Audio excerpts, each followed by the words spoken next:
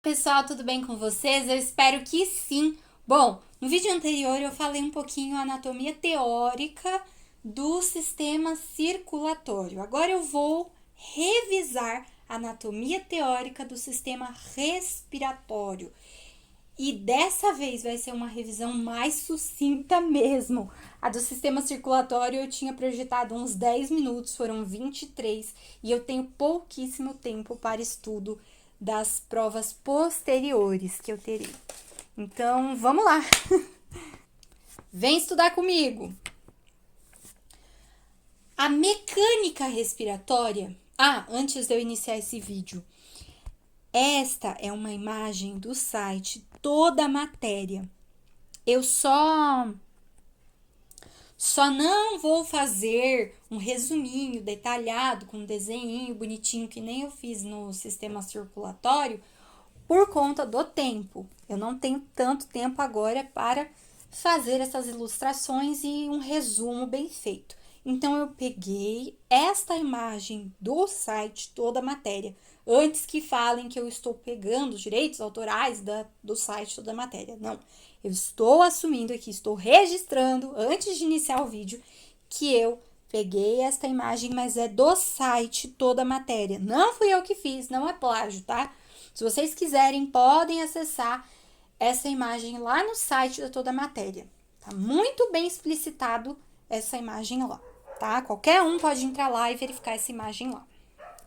Vamos lá! Mecânica respiratória é o ato voluntário de inspirar e expirar, certo? Quais são os músculos que atuam na inspiração? São o músculo diafragma, que é responsável ali por 70% deste ato. E nós temos também os músculos intercostais internos e externos, responsáveis ali por 30% deste ato voluntário de inspirar. Então, de novo, o músculo diafragma ele é responsável por 70% da inspiração e os músculos intercostais internos e externos são responsáveis por 30% deste movimento. Na expiração tranquila, os músculos intercostais internos e externos apenas relaxam. Na expiração forçada, quem que entra? Os músculos abdominais atuam ali. Então, músculos abdominais, a gente tem o reto abdominal, oblíquo externo, oblíquo interno e o transverso do abdômen.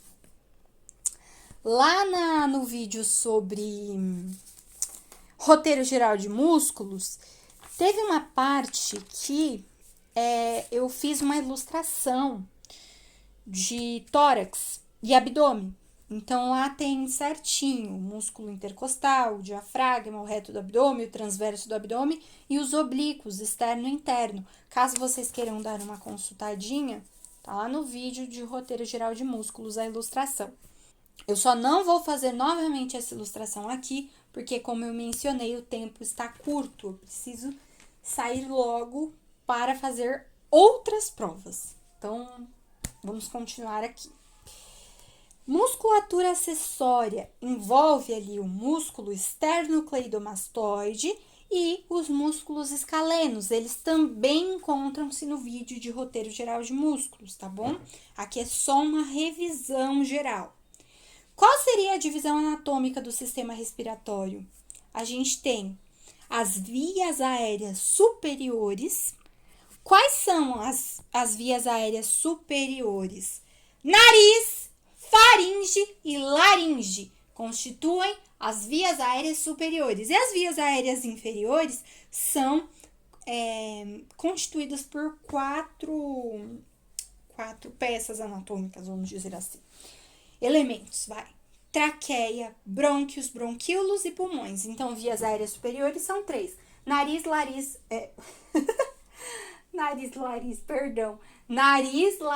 e faringe. Vias aéreas superiores. As vias aéreas inferiores são a via aérea inferior é constituída por 2 pontos. Bora lá.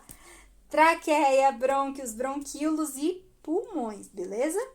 Qual seria a nossa divisão funcional do sistema respiratório? Onde só passa ar, a gente chama de região airífica, tá? Então, onde só passa ar, airífica. Qual a função? Função condutora. Que órgãos compreendem a função condutora? Laringe, faringe, nariz, traqueia e brônquios. São 5. Então, onde só passa ar, que tem função condutora, nariz, faringe, laringe, traqueia e brônquios, ok? Troca gasosa, que tem função respiratória. Quais são? Bronquíolos, alvéolos. E qual a função efetivamente... a função efetivamente não. O que a gente pode dizer como uma breve definição de alvéolos? Unidade funcional do nosso querido sistema respiratório, tá bom? Quando eu estiver com mais tempo, eu vou fazer um vídeo sobre a anatomia realmente. Aí eu trago algumas figuras lá do livro do Netter pra gente analisar e entender um pouquinho mais até das porções ali do ápice, da base, do nariz, do corpo, a raiz.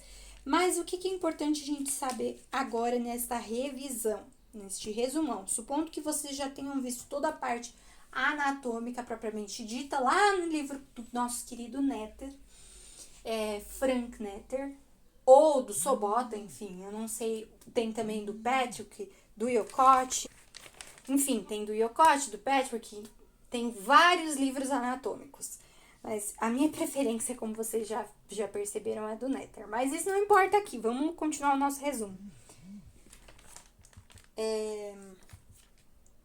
Então, nós falamos ali da divisão funcional, a cavidades nasais, tá? Ali na região óssea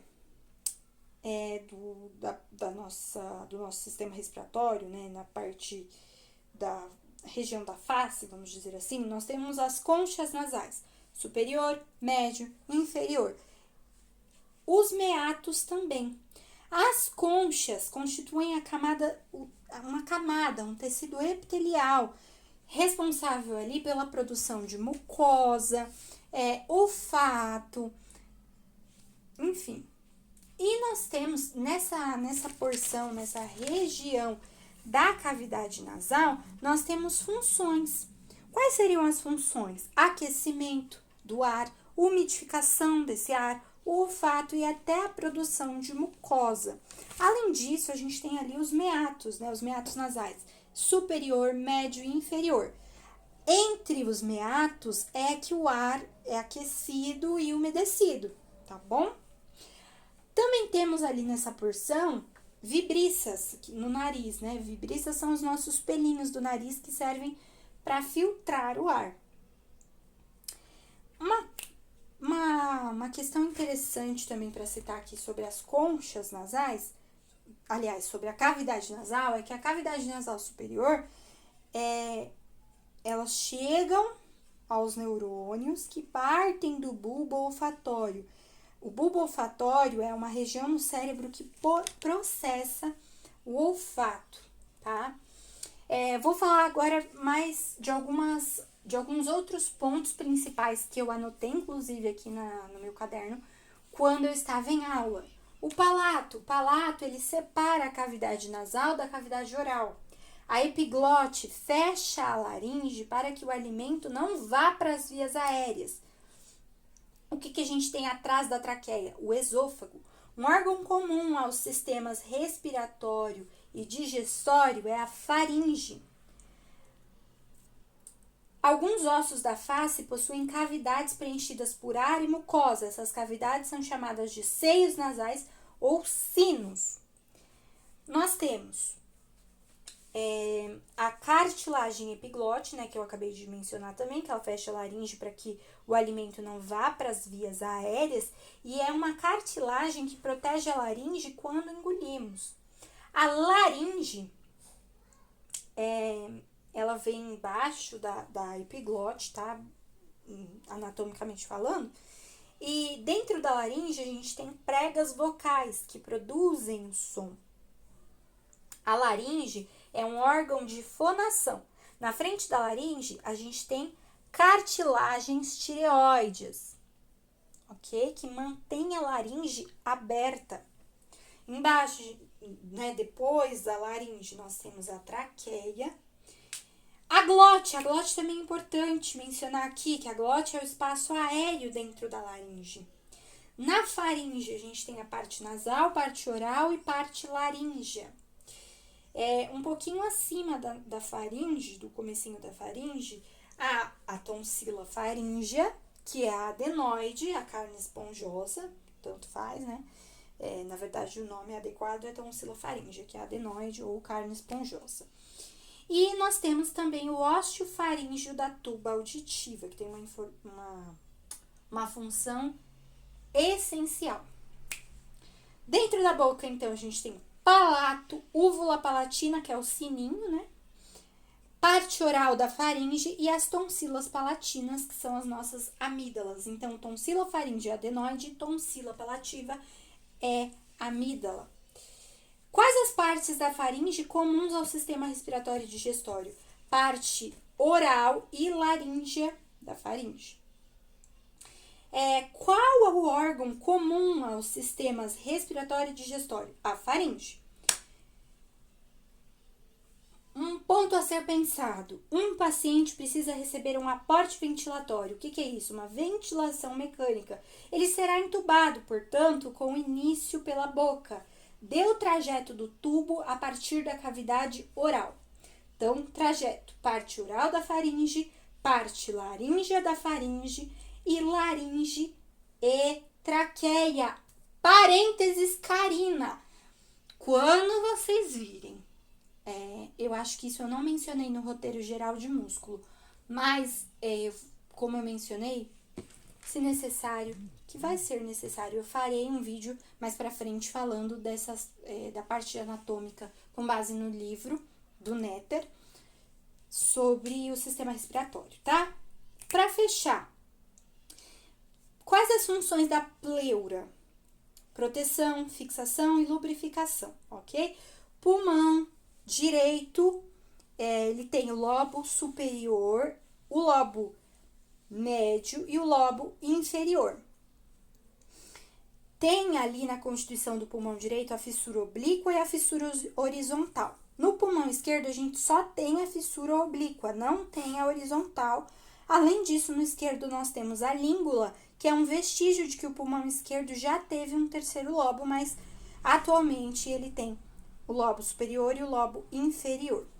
Pulmão direito, a gente tem o brônquio principal, artéria pulmonar e as veias pulmonares, além do hilo pulmonar, que é a constituição, ali uma paredezinha, né? Do nosso pulmão direito. O pulmão esquerdo também tem ali brônquio, artéria, veia. Temos ali a pleura parietal, que é aderida à parede do tórax. Entre essa pleura parietal e o pulmão, a parede do pulmão, nós temos o líquido pleural. E uma pleura visceral também, que é aderida ao pulmão. Artérias bronquiais saem da artéria aorta e irrigam o próprio pulmão.